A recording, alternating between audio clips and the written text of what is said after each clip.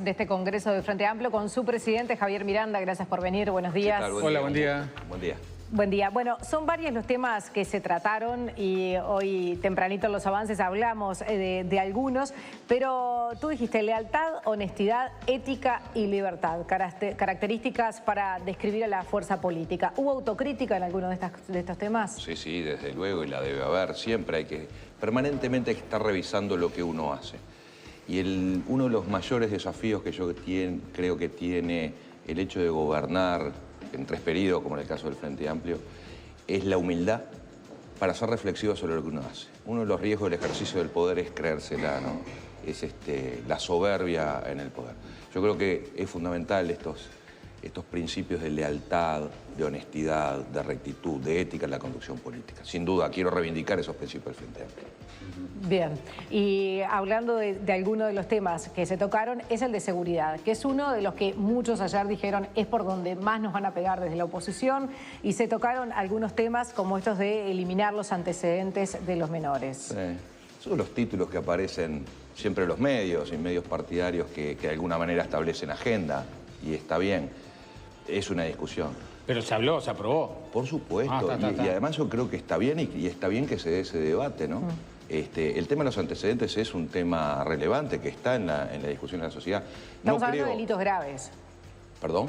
Estamos hablando también de los delitos graves. De todos los delitos en general. Acá hay un tema con la imputabilidad de los menores. Claro, porque algunos decían, bueno, los delitos graves sí mantenerlos como violación, asesinato, pero el tema de los antecedentes, el tema de mantenimiento o no antecedentes, yo creo que no hace la sustancia de la seguridad. El problema de la seguridad no pasa por si mantengo los antecedentes o no mantengo los antecedentes. Acá hay una discusión más atrás, más de fondo, que es, yo quiero defender, quiero sostener en la sociedad que no hay delincuentes, sino que hay personas que cometen delitos. Entonces, si yo parto de que la persona es delincuente, no hay ninguna posibilidad de ni de reinserción social, ni de rehabilitación, ni nada. O sea, yo condeno a la persona de por vida. ¿Sí? Esto es lo que está atrás de esta discusión. Yo quiero reivindicar el hecho de que hay personas que cometen delitos, que efectivamente hay personas que cometen delitos, que hay que evitar que cometan delitos, y que cuando cometen delitos, efectivamente hay que reprimir, hay que sancionar y castigar. Ese es el objetivo de la punición penal, pero no el establecimiento, la estigmatización de una persona de por vida. Hay que buscar las reinserciones sociales. Uno de los problemas que tenemos en el Uruguay, y es un problema serio, es el problema de reincidencia. Tenemos tasa de reincidencia de arriba del 60%. Si nosotros no logramos disminuir la tasa de reincidencia, difícilmente reducimos el delito en la sociedad y reducimos la violencia en la sociedad. Tenemos una sociedad que es más violenta que hace unos cuantos años.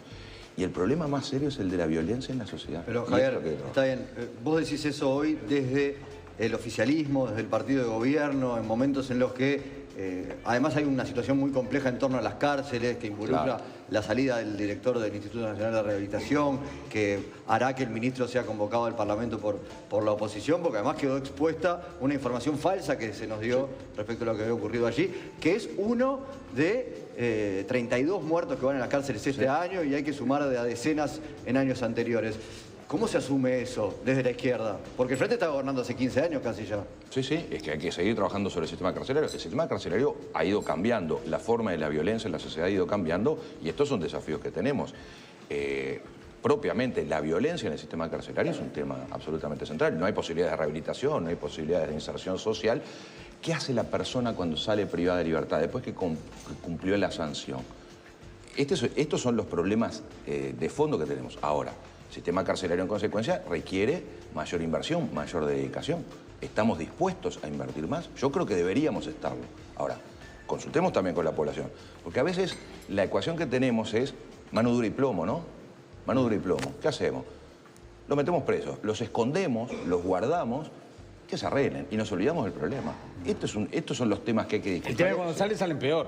Pero claro, exactamente, porque hay que desarrollar efectivamente procesos de, quiero ser prolijo en la forma de expresarlo, pero procesos de integración social y no de mera exclusión, escondiendo el problema. ¿Y por qué en estos 15 años no se pudieron lograr, Javier? No, yo creo que se avanzó muchísimo. Muchos de los que vienen acá, que es policías que trabajan, carceleros, desde el ministerio, el tema desde la clasificación, de por qué poner de repente en la misma celda a alguien que no debería estar allí, y de ahí en más toda una cuestión de organización. ¿Por qué no se ha podido lograr? Pero en esa materia se mejoró muchísimo, ¿no? Porque uno de los problemas que teníamos era justamente hacinamiento. Recuerden aquel informe del relator especial sobre el sistema carcelario, no me sale el nombre, un austríaco, no me acuerdo ahora el nombre, que planteaba, creo que era en 2009, una situación de hacinamiento carcelario. Tenemos un problema muy serio. Eso se mejoró notablemente con mayor infraestructura, con mayor dotación de personal, con mejor preparación del personal.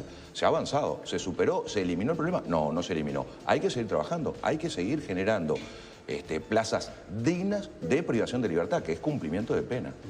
Javier, desde lo conceptual, lo que vos planteás es algo que algunos desde la izquierda han reclamado, el sector Casagrande, por ejemplo, etcétera, un enfoque de las políticas públicas de seguridad que vaya menos por el lado represivo y que vuelva más a esa concepción que, por otro lado, les critican como demasiado romántica. ¿No es volver un poco a ese romanticismo con que se empezaron los gobiernos del Frente Amplio a tratar estos temas? Porque la situación ha empeorado en estos 15 años en materia de seguridad pública. A ver, la situación ha empeorado en materia de seguridad pública, no estoy tan seguro. Yo recuerdo... Javier, estamos... Yo recuerdo un titular. Duplicando los homicidios, cuatriplicando las rapiñas. Esto es un fenómeno que tiene que ver con el proceso que se vivió a partir de octubre, noviembre del año pasado. Pero vuelvo, yo recuerdo un titular. No, las rapiñas se habían triplicado ya para el 2016, Javier. Yo recuerdo un titular de... Pero vamos a ponernos de acuerdo en los números, porque si no... No, pero está bien, pero yo insisto. ¿No está peor la situación en materia de seguridad hoy que cuando empezó a gobernar el Frente Amplio? No, yo no creo que esté peor. Yo creo que ha cambiado la forma del delito. Tenemos delitos más violentos porque tenemos una sociedad más violenta. Yo no creo que esté peor la situación. Y hay más delitos, además. Hay más delitos. Y más víctimas. Yo no voy a desconocer que hay más delitos y que efectivamente a partir de octubre, que tenemos un punto de inflexión importante, tenemos unas cifras que nos preocupan y mucho y que hay que trabajar sobre eso. Ahora vuelvo. No es cierto que la situación de seguridad está peor. Insisto, hay un titular de La Mañana, de cuando existía el diario de La Mañana, de Sanguinetti, en el año 1994, decía, no se aguanta más el tema de seguridad. Sí. El tema de seguridad es un tema central para la población. Pero había 4.000 rapiñas y ahora hay 28.000.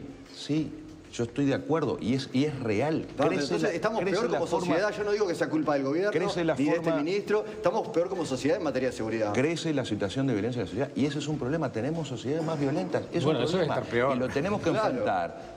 Pero, insisto, lo tenemos que enfrentar en términos de disuasión, de prevención y de represión.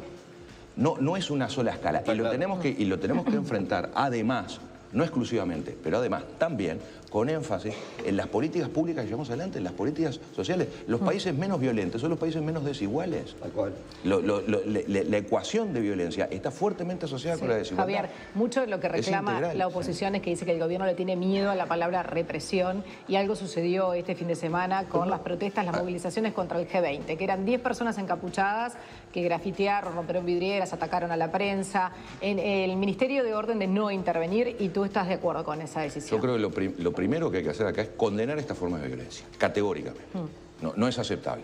La libertad de expresión del pensamiento está perfecta, la vamos a defender a rajatabla, pero de ninguna manera a defender que haya manifestación violenta, que atente contra las personas, que atente contra los bienes de las personas. Fue lo que eso es inaceptable. Por supuesto, y hay que condenarlo radicalmente, y todos, y categóricamente. Y no buscando un rédito político partidario en esto. Yo bueno, creo el otro día no se intervino y estaban todos encapuchados. El fiscal está pidiendo las grabaciones, pero es muy difícil reconocerlos porque están todos tapados.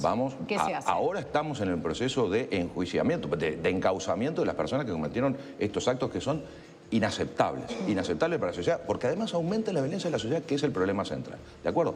¿Cuál es la mejor técnica de represión? Bueno, yo ahí sí no voy a decir qué había que hacer el viernes en la noche. Yo el viernes en la noche fui a ver, déjeme decirlo de paso, la formidable ópera que está dando en este momento el Solís, una vez más un Madame Butterfly espectacular, y me encontré con esa manifestación y realmente me preocupé, me asusté.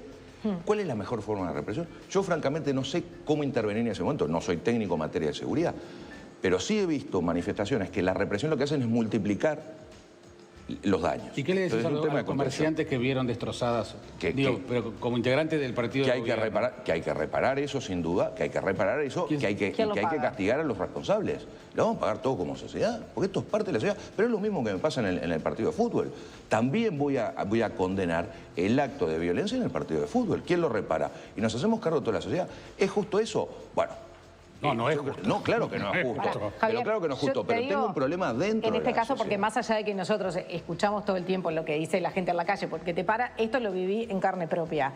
La no intervención de una orden del Ministerio del Interior, con gente rompiendo todo y los vecinos mirando cómo caían los disparos, nos rompían a pedradas todos nuestros autos y había decisión de no intervenir. Como había esa decisión, la población se cansó y vecinos salieron armados. Sí. Eso podría haber terminado en cualquier... Es un problema grave. Pero la gente decía, yo me rompo el lomo para tener este auto, para tener esta casa, para tener esta vidriera así, para tener este comercio, y vienen 10 personas a romper todo y yo me tengo que quedar mirando. Y después ustedes van a condenar, no, ese día tampoco fue nadie preso, pero además todos los vecinos tuvimos que pagar los arreglos de nuestras casas, de los balazos, nuestros autos, todo, y nadie nos vino a decir nada. Entonces, en este caso, esos vecinos que están ahora sufriendo por los grafitis en pleno diciembre, vidrieras 18 de julio, los hay una protesta diplomática del gobierno de para estar el Francia. 18 de julio, que convengamos que cuesta y mucho, y dicen, me rompieron todo, ¿y ahora qué hago? Sí.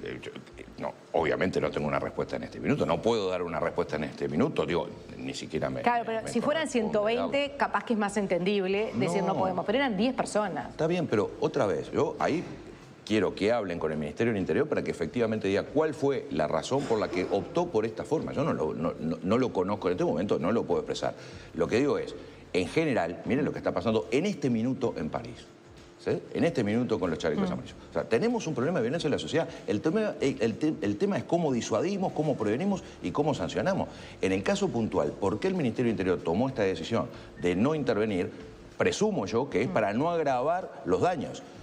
No puedo decirle más que eso. Ahora, que condeno el acto con la no intervención. ¿Estás de acuerdo con la no intervención? Javier Miranda, ex secretario de Derechos Humanos. Pero por supuesto, no, yo creo que hay que salir a reprimir toda forma de violencia. No tengo duda, toda forma de violencia. El tema es cuál es el mejor mecanismo de represión. Pero sin duda, ¿cómo uno puede estar de acuerdo con la violencia de la sociedad? Por eso digo, lo primero... Es que la gente sintió cuando te escuchó ayer decir que estabas avalando la actuación del Ministerio del Interior, del Ministro del Interior. No, yo lo que dije además pero por eso, quiero los datos técnicos, pero absoluta condena a todos estos, pero además yo creo que son actos, hasta desde el punto de vista político e ideológico, totalmente equivocados. Esos son actos que no ayudan a la convivencia social y expresan lo peor de las manifestaciones de protesta. Además lo comparan con lo de Salto, que eran tres también. Artigas. En Artigas, y pasó lo que pasó. Eso fue distinto. Está bien, pero estamos en lo mismo. Sí, pero eso fue más una provocación de momentos. Y bueno, y ahí sí se actúa como se actuó. Lo que se actuó retirando unas personas que estaban generando disturbios, pero no se actuó ni con violencia. Bueno, la tampoco institución de hubo Derechos violencia. Humanos dijo que se actuó coartando la libertad de expresión, ¿no? Sí, vi el dictamen de la Y que Institución después Nacional el de Derechos Ministerio Humanos. estuvo mal también en difundirlo. Yo creo que la difusión de antecedentes es un error. Ese es el mismo tema del principio que veníamos hoy. O sea, una vez más, yo creo que a las personas no puede cobrárseles el pasado y mucho menos públicamente. Eso sí. Claro, Javier. Vuelvo un poco al tema del Vamos Congreso. al Congreso. Hubo definiciones programáticas concretas. A veces se dice que los programas se pueden tener dos lecturas, que no. Y el Diario del Observador, por ejemplo, interpreta hoy candidatos con manos libres porque no hubo definiciones demasiado específicas. No, y es natural, ¿no? Un programa, yo creo que traza las grandes líneas de la propuesta, que es distinto a un plan de gobierno. Las medidas concretas exigen un plan de gobierno y eso depende, por supuesto, mucho de quién termine encabezando. El perfil del candidato. Claro. Así que se les abrió la cancha un poco para que cada uno imagine un plan de gobierno y se lo proponga. Sí, claro. Frente a Se traza el marco. Acá lo que importa es el marco en el que se propone la política. Por eso nosotros hablamos de un proyecto de país. Y el problema es contrastarlo con otro proyecto de país, ¿no? Entonces nosotros seguimos diciendo, bueno, estos son los grandes trazos, las grandes líneas sobre las cuales transitar. Yo creo que un programa haría mal, además, entrar en nivel de detalles, ¿no? Nivel muy puntuales. Y yo creo que lo destacable, además del programa, es la forma que el Frente Amplio construye el programa. O sea, da debate, discute, es un programa único de toda la fuerza política, no es un programa por candidatos hecho a la medida de cada persona, sino que busca generar los acuerdos. Ese es el fenómeno de la unidad de la izquierda. Eso es lo que ha diferenciado a la izquierda uruguaya en el mundo entero y por eso nos miran, ¿no? Una unidad de las izquierdas que, por supuesto, tiene diversidades adentro, pero logra un programa común. No es lo que pasa en otras fuerzas políticas. Pero bueno, discutamos la etapa que viene ahora, la etapa que uno le gustaría que viniera ahora, que es la etapa propia de la democracia, es discutir los distintos proyectos de país que hay. ¿Cuáles son las propuestas de proyectos de país que estamos planteando? ¿Cuáles son las definiciones, las propuestas que votaron en torno a los impuestos? lo tengo aquí porque sabía que esa pregunta iba a ser.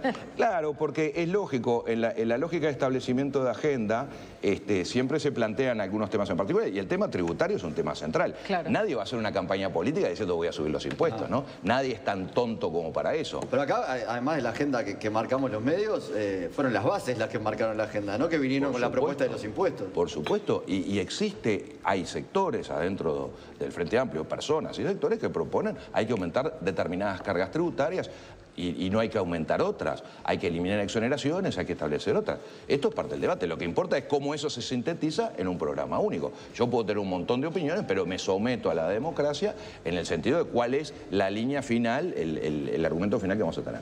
En materia tributaria, yo creo que se vuelve a afirmar que pague más el que tiene más.